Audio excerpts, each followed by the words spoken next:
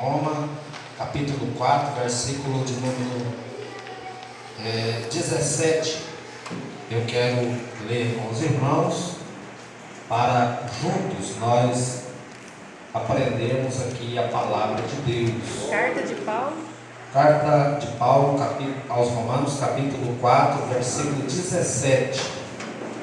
Nós vamos ler esta belíssima palavra. Glória a Deus. Deus seja louvado. Aleluia, Jesus. Versículo 17 vai dizer assim a palavra de Deus: como está escrito, por Pai de muitas nações te constituí, perante aquele no qual creu, a saber, Deus que vivifica os mortos e chama à existência as coisas que não são, como se já fossem, o qual em esperança creu contra a esperança que seria feito Pai de muitas nações, conforme o que lhe fora dito: assim será a tua descendência. E não enfraqueceu na fé, nem atentou para o seu próprio corpo amortecido, pois já era de quase 100 anos, nem tampouco para amortecimento do ventre de Sara. Ele não duvidou da promessa de Deus, deixando-se levar pela incredulidade, mas foi fortificado na fé, dando glória a Deus. Podemos tomar assento nesta noite. Quero fazer uma oração. Pai querido, Pai de amor, nesta noite eu quero te pedir a sua ajuda, a inspiração do teu Espírito. Senhor, toma a minha mente para ensinar, explicar a tua palavra e ouvir a tua voz, receber o comando do Senhor aqui nesta noite. Eu quero te agradecer e te louvar para a glória de Deus nesta noite. Amém? Essa história de Paulo está reportando o capítulo 12 de Gênesis. O apóstolo, ele escrevendo, falando sobre a esperança, sobre a fé em Deus, o Deus vivo e verdadeiro e fiel. Paulo vai reportar o capítulo 12 de Gênesis.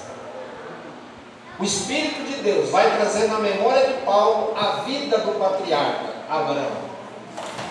Primeiro nome, Abrão. Quando você for ler a história de Abrão, você vai ver que Abrão era um homem ele era um homem realizado, falando humanamente. Abraão não tinha necessidades financeiras para buscar mais a Deus. Abraão era uma pessoa totalmente realizada. O capítulo 12 de Gênesis vai mostrar que quando Abraão sai de Ur dos Caldeus, ele vai levar toda a sua riqueza. E a Bíblia, ela é bem taxativa, bem explicativa no que se tange à vida de Abraão. Deus vai aparecer a ele em voz e vai dizer: Abraão, sai do meio da sua parentela para o lugar que eu vou te mostrar, e farei de ti um homem realizado no sentido espiritual. A promessa de Deus para Abraão, eu entendo nas entrelinhas da Bíblia, do texto, quando você faz a interpretação textual, você vai entender que Deus não está prometendo a Abraão, não era uma vida material, pois cuja vida material próspera ele já tinha. Ele já era um homem realizado. Depois você lê a história de Abraão na sua casa. E a Bíblia vai dizer que Deus aparece e diz: eu farei de ti o pai de muitas nações. Mas Deus estava referindo-se ao nosso pai na fé. Deus estava direcionando a vida de Abrão no sentido espiritual, não no sentido material. E a Bíblia vai dizer, a palavra que eu quero trazer nesta noite é exatamente em Romanos 4:18. Ele creu contra a esperança. E eu quero tentar passar aqui para os irmãos da maneira que eu li e aprendi. Eu quero tentar passar para os irmãos nesta noite. E a Bíblia vai dizer que ele não cocheou em dois pensamentos. Abraão foi obediente. Os historiadores vão dizer que Abraão, ele já era conhecedor de Deus. No obstante, o seu pai era uma pessoa de punho idólatra. O seu pai, quando vivia ali em Ur dos Caldeus, juntamente com a sua família, o seu pai, Tera, ele era um homem que era idólatra, não servia o Deus de Abraão. Mas os historiadores vão dizer, e eles são unânimes em dizer, que Abraão conhecia, tinha experiência pela quem era o Deus a qual ele ouviu a voz. E ele ouviu e não questionou, obedeceu e saiu. Eu quero caminhar aqui na história. Vamos voltar a Paulo, remetendo a história aos romanos. Deus aparece outra vez para Abraão. A Bíblia vai dizer que ele tinha 75 anos de idade, cuja sua idade foi aproximadamente 140 anos. Então você que é bom na matemática, eu não sou muito bom em números, mas você pode fazer a conta, de 70 para 140, digamos que Abraão estava na meia idade. Assim os historiadores vão chegar a essa conclusão, que Abraão estava na meia idade quando Deus faz a promessa. O que nós aprendemos aqui? Aprendemos que quando Deus quer realizar algo na vida de alguém, Deus, presbítero, pastores, homens, mulheres de Deus que estão aqui, Deus não está limitado à idade. É lógico que nós estamos vivendo em um corpo que ele caminha em sentido contrário. Nós estamos vivendo em um processo regressivo, no sentido de físico. Quanto mais passam os dias, mais vai chegando as canseiras e as dificuldades físicas. Mas Deus não olha isso. Deus, quando quer realizar algo na vida de alguém, e nós já temos essa mentalidade. E eu quero antecipar os irmãos aqui, que no reino de Deus, na obra de Deus, Deus não trabalha com aposentadoria espiritual. Não existe INSS no reino de Deus, no sentido de espiritual. Não existe. Deus não trabalha com aposentadoria de chamada de Deus. Deus não trabalha assim. E a Bíblia vai dizer que Abraão estava com 75 anos de idade. E ainda mais, a Bíblia vai relatar mais detalhes. A Bíblia vai dizer que Sara, a sua esposa, ela era estéril, ela não gerava, era uma mulher considerada, desapreciada pela história de Israel, pela história bíblica. A madre de Sara, não é eu que estou dizendo, é a Bíblia que está dizendo. Sara era doente, não gerava, era infértil. Eu vejo aqui duas dificuldades. Eu vejo aqui duas barreiras para impedir o trabalhar de Deus. Duas barreiras físicas. A esposa não tinha capacidade de gerar, de realizar, conceder a promessa. E Deus veio a Abraão e diz: Abraão, eu lhe darei um filho. E Deus faz a promessa com 75 anos de idade. E Deus agora, Abraão sai da sua terra, vai obedecer o chamado. Abraão vai caminhando, e Deus disse: eu te mostrarei aonde você vai estabelecer. Vai para Canaã. E a Bíblia vai dizer que, meus irmãos, a Bíblia é bem enfática no sentido, a Bíblia vai dizer que quando Abraão vai dizer para Sara, ou Deus vai dizer para Sara que ela teria um filho, A Bíblia diz que Sara, ela vê tanta dificuldade, ela vê tantos empecilhos, tantas barreiras para que a promessa de Deus não se venha concretizar na vida de Sara. A Bíblia vai dizer que ela riu, porque na sua analogia, Sara vai dizer: é impossível. É o tema da nossa mensagem. Abraão, ele é considerado pai na fé, porque Abraão, ele creu contra a esperança. Você sabe o que quer dizer crer contra a esperança? É acreditar contra as possibilidades, do acontecimento. E a Bíblia vai dizer que ela riu no seu interior. E Deus diz: por que você está rindo, Sara? Deus sabia, porque Sara humanamente não tinha capacidade de ter filhos. E Deus agora o tempo vai passar. Passou-se 25 anos para que a promessa realizasse. Mas durante esse período, eu vejo agora a história desenrolando. E parece que é natural a ansiedade do homem. O homem viver ansioso para que as coisas viessem a acontecer.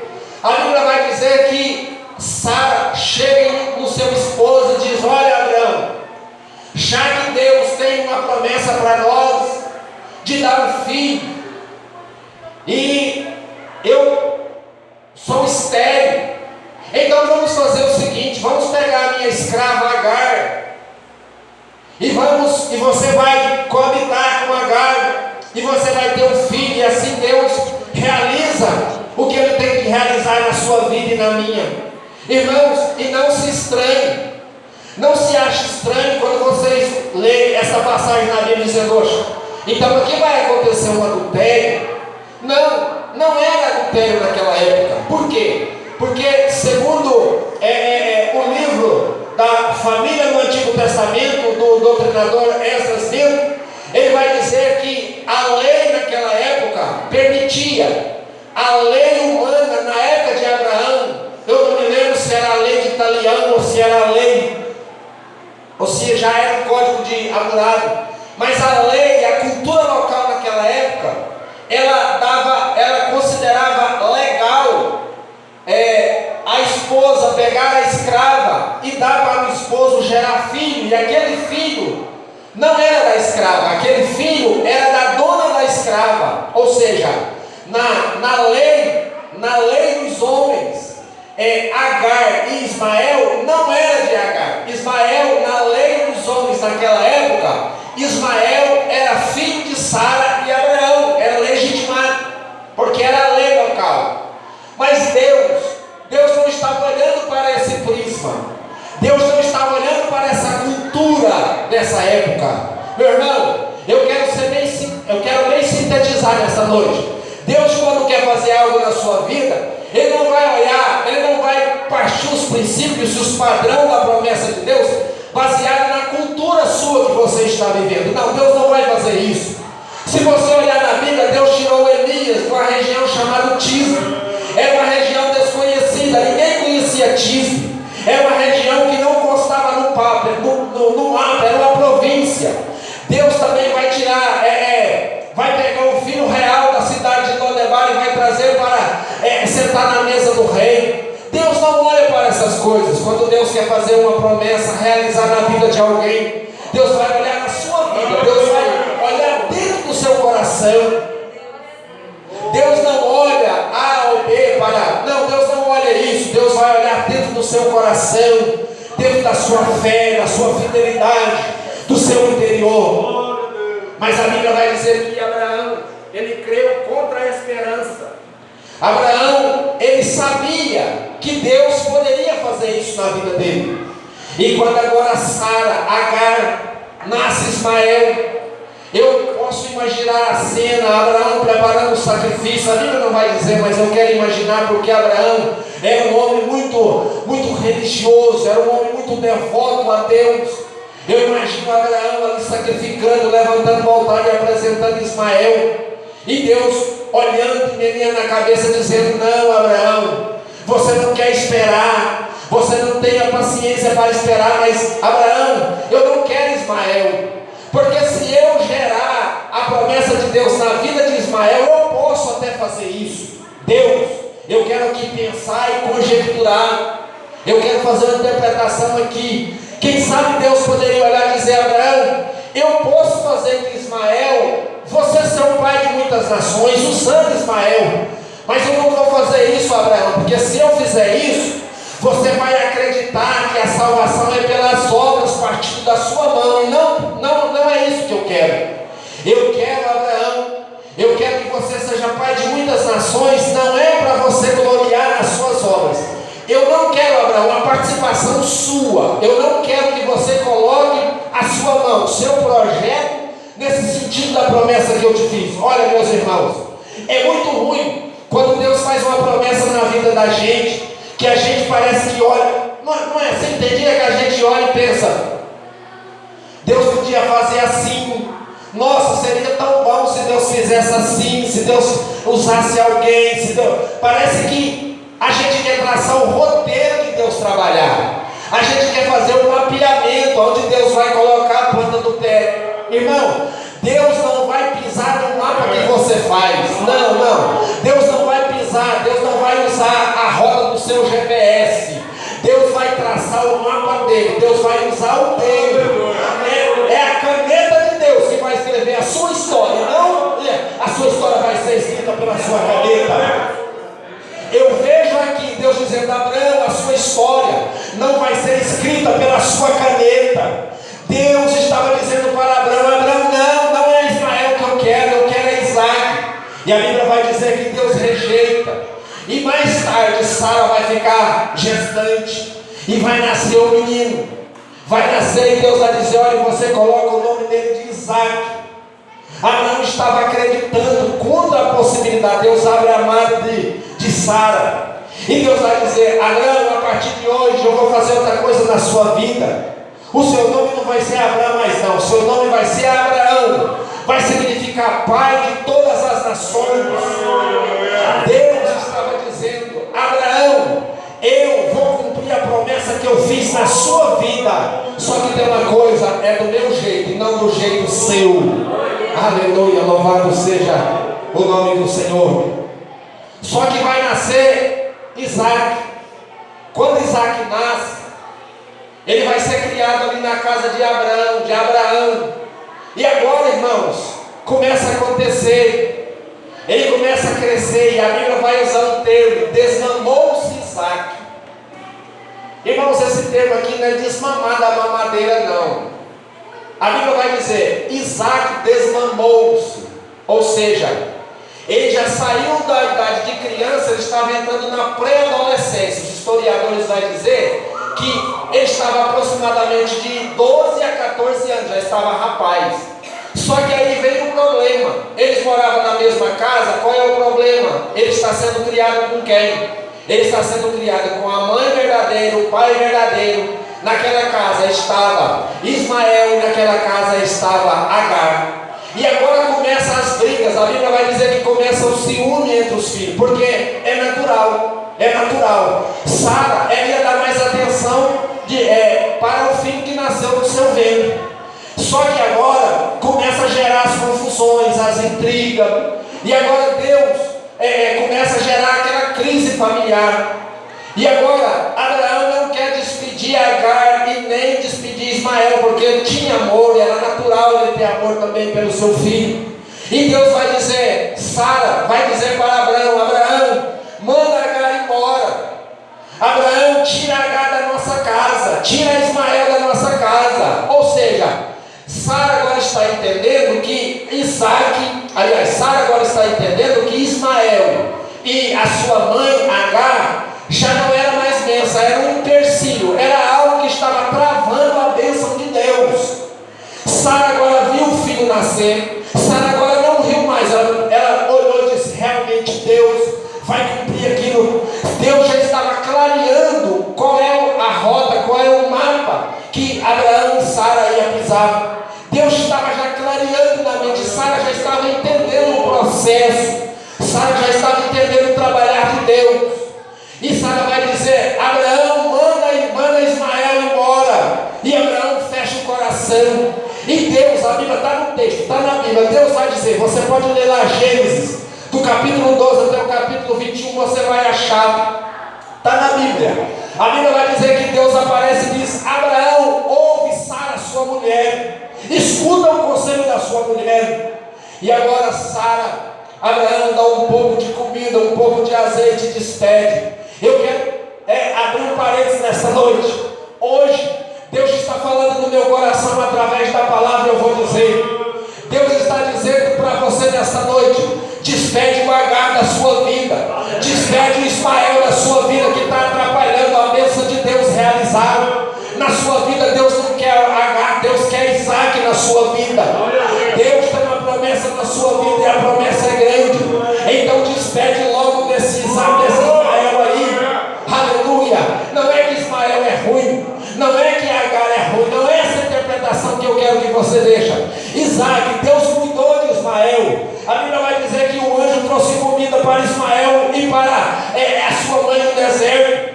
Deus cuidou de Ismael, não é nesse sentido. Não vai para sua casa achando que eu estou pregando heresia e dizendo: Deus rejeitou Ismael e a sua mãe. Não é isso. É que Ismael e a sua mãe não faziam parte do projeto, da chamada de Deus na vida de Abraão. Oh, meu irmão, nesta noite, aquilo que não faz parte da chamada de Deus na sua vida, despede logo, porque Deus tem pressa para cuidar da tua vida nesta noite. Se você pode adorar a Deus, adore esta noite. É difícil.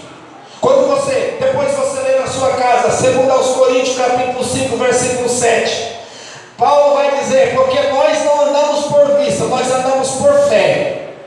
Meu querido, se você for andar por vista, se você for andar segundo as notícias que nós recebemos aí de todos os meios de comunicação, se o seu cristianismo, se a sua fé, a sua vida for pautar pela vida da sociedade que nós estamos vivendo, você pode deixar de ser cristão. Você pode deixar agora de ler a Bíblia, porque a Bíblia, ela é muito inusitada. A Bíblia, ela é muito diferente dessa cultura que nós estamos vivendo. A Bíblia, ela é diferenciada. Quem serve a Deus, ele serve por fé. O que é servir a Deus por fé? É quando alguém chega na sua vida e diz: não tem jeito, você diz: tem jeito sim.